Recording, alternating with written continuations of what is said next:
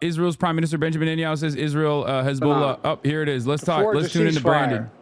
to bring the conflict between Israel and Hezbollah to a close. Under the deal reached today, effective at 4 a.m. tomorrow local time, the fighting across the Lebanese-Israeli border will end. Will end. This is designed to be a permanent cessation of hostilities. What is left of Hezbollah and other terrorist organizations will not be allowed, well, I emphasize, will not be allowed to threaten the security of Israel again. Over the next 60 days, the Lebanese army and state security forces will deploy and take control of their own territory once again. Hezbollah terrorist infrastructure in southern Lebanon will not be allowed to be rebuilt. And over the next 60 days, Israel will gradually withdraw its remaining forces. And civilians on both sides will soon be able to safely return to their communities and begin to rebuild their homes, their schools, their farms, their businesses, and their very lives. We're determined this conflict will not be just another cycle of violence. And so the United States, with the full support of France and our other allies, has pledged to work with Israel and Lebanon to ensure that this arrangement is fully implemented, the agreement totally implemented. You know, there will be no U.S. troops deployed in southern Lebanon. This is consistent with my commitment to the American people to not put U.S. troops in combat in this conflict. Instead, we, along with France and others, will provide the necessary assistance to make sure this deal is implemented fully. It's so funny to be like, I'm proud to issue a ceasefire in Lebanon that I basically allowed to thrive by giving unlimited weapons to Israel that decided to also invade Lebanon. Just like any country, when facing a terrorist group pledged to that country's destruction. At the same time, this deal supports Lebanon's sovereignty, and so it heralds a new start for Lebanon, a country that I've seen most of over the years, a country with rich history and culture. If fully implemented, this deal can put Lebanon on a path toward a future that's worthy of its significant past. And just as the Lebanese people deserve a future of security and prosperity, Brandon's trying to save his reputation. He'll never save his reputation. They too deserve an end to the fighting and displacement. The people of Gaza have been through hell. Their world's absolutely shattered. Far too many civilians in Gaza have suffered, far too much. It's all because of Hamas. Refused for months and months to negotiate a good faith ceasefire and a hostage deal. And so now Hamas has a choice to make. Their only way out is to release the hostages, including American citizens, which they hold. In the process, bring an end to the fighting, which would make possible a surge of humanitarian relief. Over the coming days, the United States will make another push with Turkey, Egypt, Qatar, Israel, and others to achieve a ceasefire in Gaza, with the hostages released and the end of the war without Hamas in power. That becomes possible. As for the broader Middle East region, today's announcement brings us closer to realizing the affirmative agenda that I've been pushing forward during my entire presidency. A vision for the future of the Middle East where it's at peace and prosperous and integrated across borders. A future where Palestinians have a state of their own, one that fulfills its people's legitimate aspirations, one that cannot threaten Israel. Why is it that he can broker this peace with Israel? Oh, it's because Hezbollah actually made Israel suffer a tremendous amount of casualties in its invasion part of the process. Israel bombed Beirut into oblivion, as they do, and then when they brought in their ground troops, they got their pushed in over and over and over again, so much so that there was like talks of potential mutiny and unrest among the ranks. And of course, Israel was way more willing to broker a ceasefire in Lebanon than they were as a direct consequence of that. Okay? Once again, Israel showing the world, just like it did time and time again with Lebanon, specifically with Hezbollah throughout its evolution, throughout its history, that you know, they will only respond the force.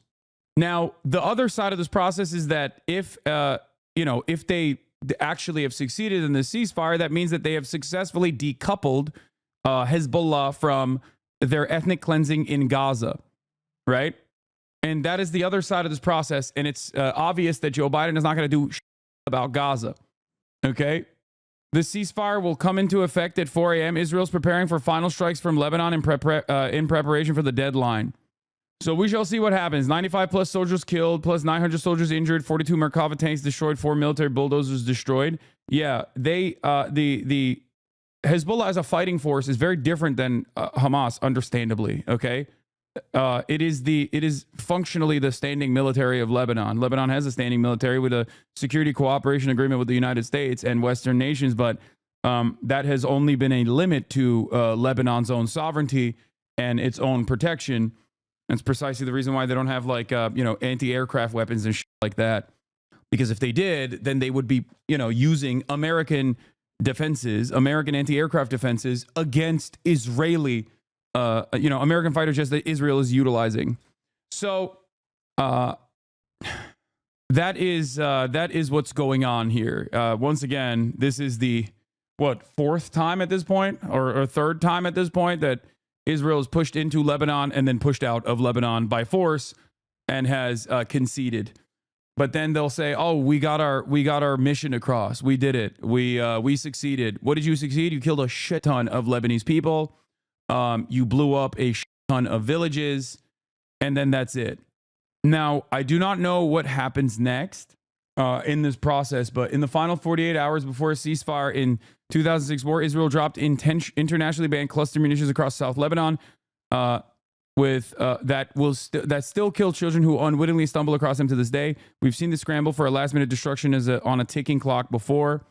This is the updated version. IDF issues airstrike notices for central Beirut neighborhoods, including Hamra for the first time, far from the suburbs and rarely hit. Ironically, the fact that Israel is devastating Lebanon's capital today means ceasefire is likely imminent. Heavy bombardment in final hours is a common tactic. Roads jammed with civilians fleeing. Saying that Israel has the right to defend itself even after this ceasefire, and that at the same time the US supports Lebanon's sovereignty. We did hear from Prime Minister Netanyahu just a few hours ago, before a full vote of the Israeli cabinet, saying that he recommended this ceasefire, but also saying that Israel has the right to open fire again on Hezbollah, even if, for example, it begins to build tunnels again. So Prime Minister Netanyahu, and I think you heard President Biden there too, trying to reassure a skeptical Israeli people that this will not lead to the return of Hezbollah in years to come. Prime Minister Netanyahu talked about that Hezbollah had been defeated for decades. But has it been fully defeated? No, it has not. Many of its leaders have been killed. Many people have been killed. Another question too, will those tens of thousands of Israelis in the north be able to return to their homes? There are many in those communities who think. New over 100 prominent Jewish Georgians, including rabbis, board members of the ADL, and cultural leaders, signed on to a letter supporting Ossoff and Warnock's vote against some Israeli arms sales. It's time to stop treating Jews as a monolith. Oh, look at that. Look at that. Oh, wow. I am shocked. It turns out that a lot of these American Jewish institutions were speaking out of turn, not necessarily caring about their, Jewish constituents and their interests and their needs. How shocking. How shocking. They've penned an open letter praising Georgia's Democratic Senators John Ossoff and Raphael Warnock for their votes in support of a series of resolutions disapproving the sales of some arms systems to the Israeli government. Look at that. Hassan, bring up only the most biased article ever, only to read the headline piker. I love that I'm currently in the process. It is simply just, an article, okay? That's just what this is, okay? And I'm currently in the process of reading it, but you're so delusional that you can't even capture what is happening in front of your eyes. What? Annoying. What is happening?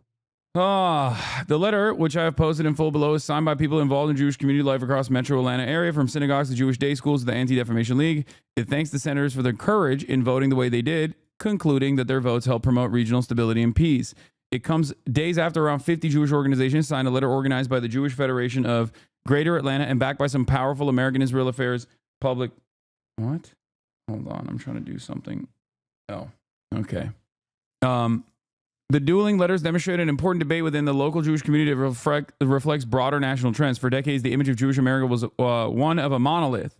Politicians treated the Jewish community as if it was united in support of unconditional military aid and diplomatic support for the Israeli government, no matter who was running it and no matter what its policies, what policies it pursued. But in recent years, it has become clear that the Jewish community is no more monolith than any other one. Rabbi Mike Rothbaum with Israeli Maoz Inon, whose parents were killed during the October 7th attack.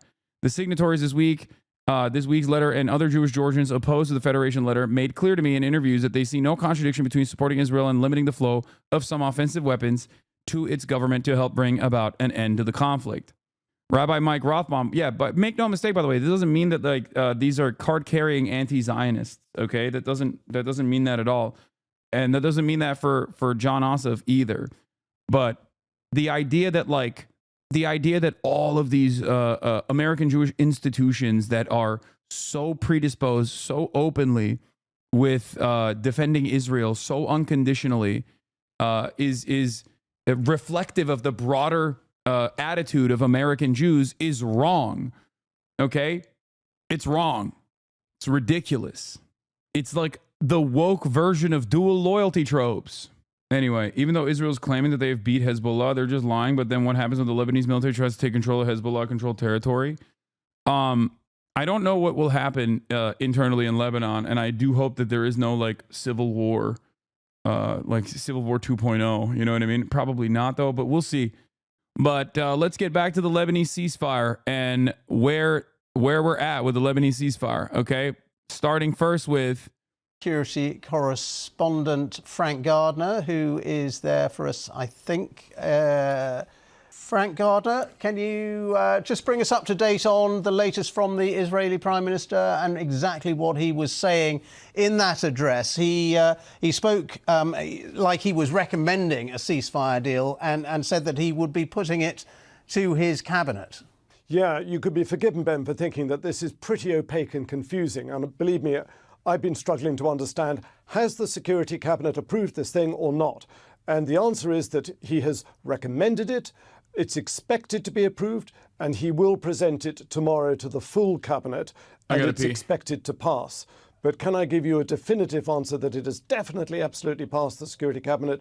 I have not seen that in writing. But then again, I've been stuck in the studio. So I think the signs are that Israel is approving or about to fully approve within the coming hours this ceasefire deal. There is enormous momentum here from the United States.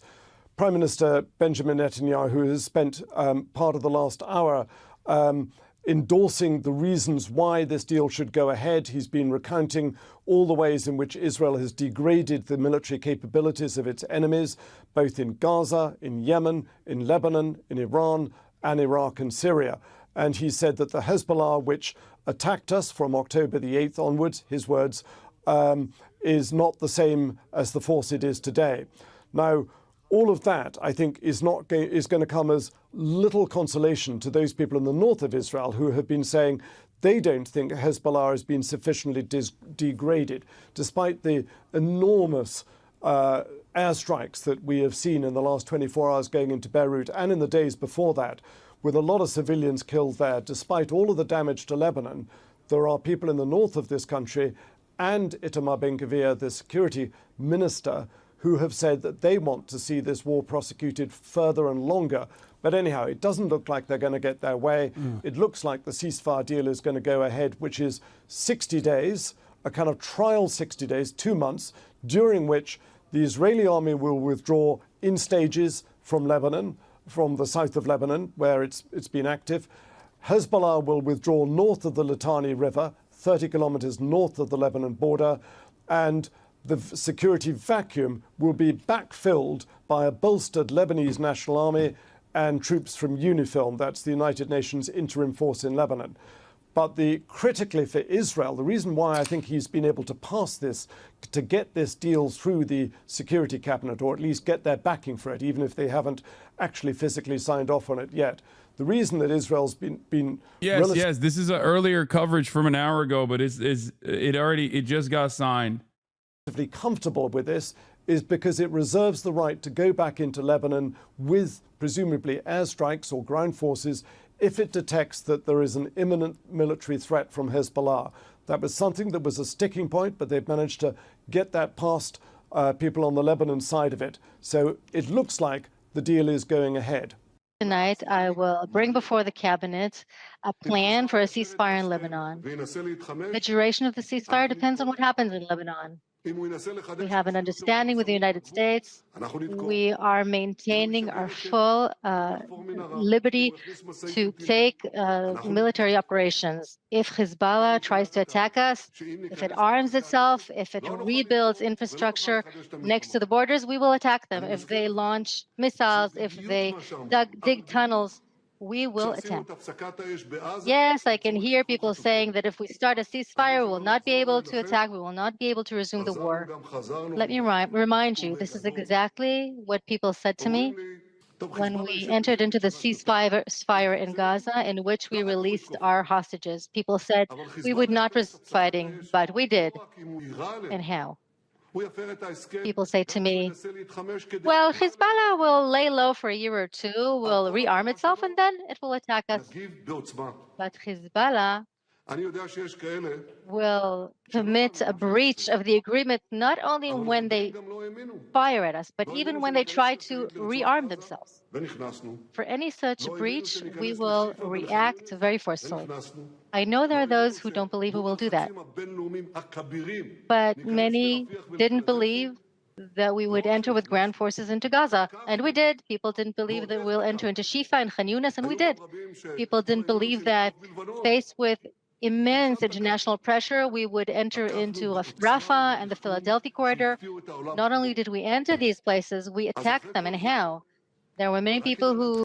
I mean, he's bragging about it. He's trying to reassure Israelis who still want more blood. Don't worry, we will go back if they do anything. Yeah. He's trying to make the most of the situation, you know? Israeli media really hated this speech, by the way. Yeah, I don't think you guys understand. There is a lot of appetite, I think, in Israel for just endless violence. Okay? It is what it is. CNN is covering it live right now. Let's hear what they have to say. No, they're talking about Trump tariffs. Will be passed on to you. Which products maybe hit the hardest? We're gonna be doing this. Expected to be the busiest day for air traffic of the Thanksgiving. We're doing tariff coverage in a little bit.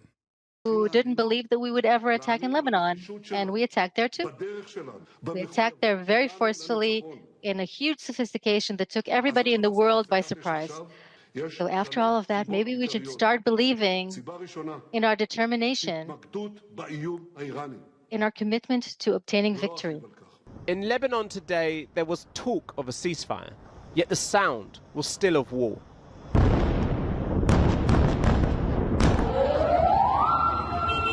As the Israeli Security Cabinet met to discuss an agreement to end the fighting, the Israeli Defense Forces launched a massive wave of strikes right across Lebanon. With more than 10 dead and the dust still settling, Israel's Prime Minister Benjamin Netanyahu called on his cabinet to approve the ceasefire deal. Speaking this evening, he said Israel had set Hezbollah back decades and that a ceasefire now means they can focus on the Iranian threat. There had been a marked ratcheting up in attacks in recent days, with more than 30 killed in Lebanon from Israeli strikes on Monday.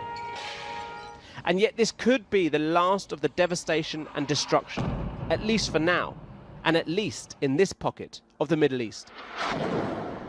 Hezbollah began firing into Israel following Hamas's attack of October the 7th and Israel's subsequent assault of Gaza, a show of solidarity among the two Iran-backed groups. The tit-for-tat exchange of missiles lasted nearly a year and led to around 60,000 Israeli citizens having to leave their homes in the north. It was this that Israel gave as its reason for escalating. In September, they assassinated Hezbollah's leader Hassan Nasrallah in a massive strike in Beirut, and days later launched a ground invasion of southern Lebanon. Israel says it's now killed more than 2,000 members of Hezbollah. But the war has displaced 1.2 million Lebanese citizens, and the death toll stands at more than 3,700, many of them civilians. Now, after 13 months, a deal. Reports suggest that the ceasefire is roughly based on UN Security Council Resolution 1701, which brought to an end the last conflict between Israel and Hezbollah in 2006. The first stage of the agreement will see the withdrawal of all Israeli forces from southern Lebanon within 60 days. At the same time, Hezbollah will pull back its armed presence north of the Litani River. That's about 16 miles from the Israel-Lebanon border.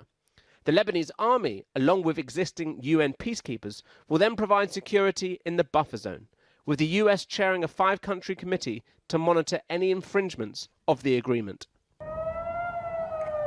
The US has also agreed to give Israel a letter of assurance that they will retain the freedom to strike Hezbollah if it poses a threat.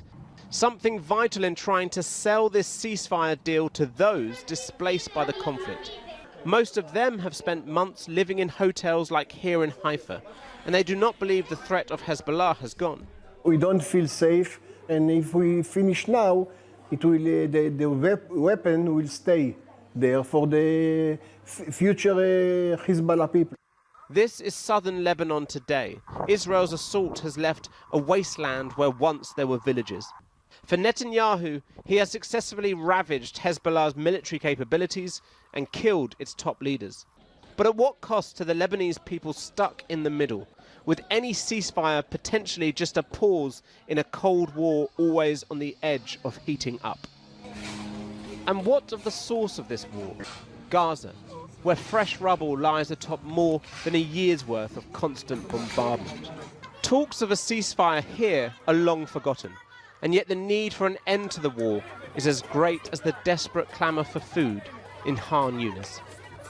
Well, joining me now from Beirut is Lebanese MP and former Deputy Prime Minister Ghassan Hasbani. Thanks so much for coming back on the programme, Mr. Hasbani. Trump posted Kai on his IG. Wait, what? Kai Cenat has been posted on Donald Trump's official IG doing the Trump dance? Wait, what? He wasn't even doing... Was he even doing the Trump dance? That's crazy. That's crazy. I don't think that's the Trump. Trump can't even move his hips like that. Yeah, I don't believe that. Barney, apparently the bombing is still going on in Lebanon, perhaps even in Beirut. How does it feel to be bombed into a ceasefire? Yeah, this is basically a ceasefire under fire. These are the last hours before any potential declaration in the early hours of the morning, tomorrow morning, of an agreement. This is pretty much an agreement predominantly between Hezbollah and Israel, also covered by parts of the Lebanese government under a certain process and sponsored by the US and various other countries, hopefully that it would lead to a more permanent solution later on. Right. So it gives you some breathing space. Is it enough to allow Lebanon, with all its incredible economic difficulties, to rebuild, to become a viable state again? Well, the ceasefire for 2 months is more of a trial period to ensure the implementation of UN Resolution 1701 practically. And this is basically what it practically is all about. Definitely, as we've been hearing on the Lebanese side from the displaced people, as well as on the Israeli side, that people are still a bit cautious about returning home, about going back to normal life until this becomes a permanent situation. So it's a very fragile ceasefire given the conditions that have been put in place. But nevertheless, it's a practical implementation of UN Resolution 1701 that was effectively voted on almost 18 years ago after the Israeli war in 2006. Hezbollah has been severely weakened by the Israeli onslaught of recent months. Do you welcome the fact that Hezbollah has been put into a box? Well, we were actually hoping, and we called for, as the opposition parties in Lebanon, for a peaceful implementation of UN resolutions, particularly 1701 and 1559, that call for the withdrawal from the south of the Litani River, dismantling the military capabilities and the handover of weapons to the legitimate and sovereign Lebanese armed forces to be all under the Lebanese government, sovereign government umbrella. Yet these calls were never met. Today, unfortunately, they had to be done in such difficult circumstances with such huge losses to the Lebanese people, the Lebanese economy. Right. And we're going back to something that was agreed upon back in 2006. So at least let's hope that something positive will come out of this, with all the unfortunate losses of lives and property and economic losses as well. And finally and briefly, you are going to live under the constant potential threat of Israeli bombardment should Hezbollah... All right, let's get the drop side news. Breaking. Israel's Security Cabinet agrees to ceasefire deal with Lebanon. Hezbollah excluded from negotiations. This is from 1048, a couple hours ago. The framework agreed, Lebanon said, is not a ceasefire, but a cessation of hostilities. There are no terms about Hezbollah disarming. Israeli drones are still buzzing in Beirut skies, where Israel is carrying out heavy bombardments. See Drop News' timeline. That also is like the buildup to a ceasefire in general. That's a part of how Israel operates. It's a part of how Hezbollah operates as well. Leading up to the final moment of ceasefire, there's going to be heavy bombardment. Okay. At least 10 people were killed in massive attacks in the Dahiyah district earlier today. Prime Minister Netanyahu, addressing the press now, says Israel maintains the right to attack militarily. We will respond forcefully to any breach of the agreement. Israel also wanted a term implemented in the ceasefire proposal where they could just legally enter Lebanon whenever they saw fit. And Hezbollah was like, no, that's not going to happen. So tonight will be the final night where, Elent News is correct. Both sides will try to score as many victories as possible, likely with large airstrikes and rocket fire. For Israel, this usually means, striking and killing as many civilians as possible. For Hezbollah, it will probably mean northern Israel be struck pretty aggressively, but I assume they'll also try to hit like military bases again. So we'll see. Deputy Chairman of Hezbollah Political Council, we must scrutinize the points Netanyahu agreed to before signing the government tomorrow. Hezbollah official adds, we doubt Netanyahu's commitment and will not allow him to pass a trap in the agreement. Since then, obviously, the ceasefire deal has been signed. Provoke with, them I think, Itamar Ben-Gvir being the only naysayer of the agreement, right? Is he the only one? Yeah, only Ynet says only Ben-Gvir objected. The cabinet finally approved the agreement. Report the ceasefire will begin at 4 a.m. So, yeah. Is it weird that Israel's enemies are always attacking military bases when Israel bombs apartment buildings? No, it's not that weird, honestly. It's just when you have a limited amount of retaliatory, when you have a much more limited inventory of weapons, like, yeah, you would probably want to undermine the military more than you would want to just like kill random civilians. Killing random civilians is what you do when you're either incredibly desperate and engaging in an act of terror as a final moment of desperation to incur penalties, to create penalties for the sovereign state when you're a non-state actor, or when you are the state actor and you can do that because you have an endless amount of weapons.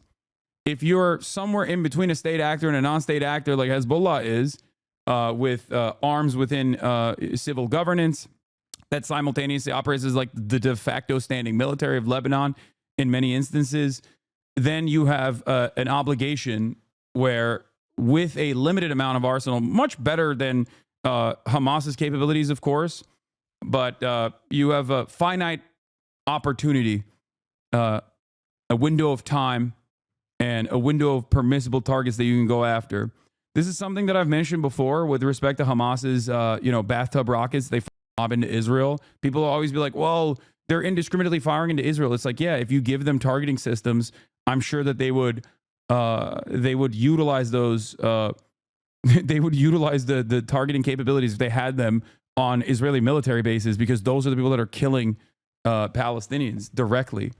So that is the reality. A senior Hezbollah official told Al Jazeera that Netanyahu cannot be trusted and they need to review the actual terms of the proposal deal. Israel is continuing to pound Lebanon with heavy strikes. Netanyahu, in his remarks tonight, reiterated that Israel reserves the right to attack Lebanon even after a deal is signed. Just because the Israeli cabinet approves something doesn't mean it's done. And both Israel and the U.S. have pushed blatantly false information in the past. Lebanon's Al-Manar TV, deputy head of Hezbollah's political council, Mahmoud Kamadi.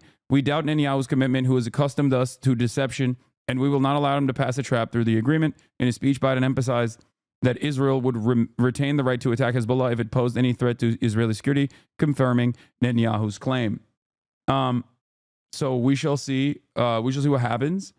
But I don't know. I don't know if there is. Oh, there was a mistranslation in the quote. There's a news circulating quoting Hezbollah MP Hassan Fadlallah stating that the document released to the public is different from the real one. This is not accurate. What he said was that the document that arrived at Lebanon was different, as in changed, to the one that left Lebanon to the occupation entity, meaning Lebanon changed the conditions they did not agree to, not that a wrong document was leaked. Yeah. I'm from Haifa. We've had 2 alerts so far this evening, but honestly, I'm having a hard time taking this threat seriously, staying safe and all. I think that in the interim period leading up to this ceasefire, there will be heavy bombing back and forth, both in Beirut, in Lebanon, like Israeli bombing, and also in different parts of Israel as well. Benjamin Netanyahu just tweeted this from his personal account. Trump, Congress looking to put suffocating sanctions on kangaroo ICC over Netanyahu arrest warrant. Nice, man. Congratulations. The thing is, a lot of people in Israel, including the opposition leaders to Benjamin Netanyahu, don't want the pummeling to stop in Lebanon. There is not a lot of appetite for a ceasefire in Lebanon. There is, I would dare I say, there is more appetite to stop bombing Gaza from at least the hostage families that want to, in the interim period, have a release of the hostages. And they also understand that the only way to get that done is with a cessation of hostilities in Gaza. So, like, there are more people that want to, at the very least, like, limit and maybe even secure a ceasefire deal and simultaneously a release of the hostages than there are people who want to stop the bombing campaign in Lebanon. So it's this very weird predicament where it's this very weird situation where I think that there are, Netanyahu is doing something that is like maybe considered somewhat unpopular, which is even aesthetically leaning towards a ceasefire in Lebanon. What do you even say to the people who've been screaming to the void, getting arrested, brutalized for criticizing Israel? How do we not give up? How is it expected to keep fighting? I mean, just remember what you're fighting for. What do you mean? There are very real people, families being ripped apart, babies being shredded by American munitions. They don't have the comfort of being able to give up. So we have to do whatever we can to continue the fight. You know, that's it.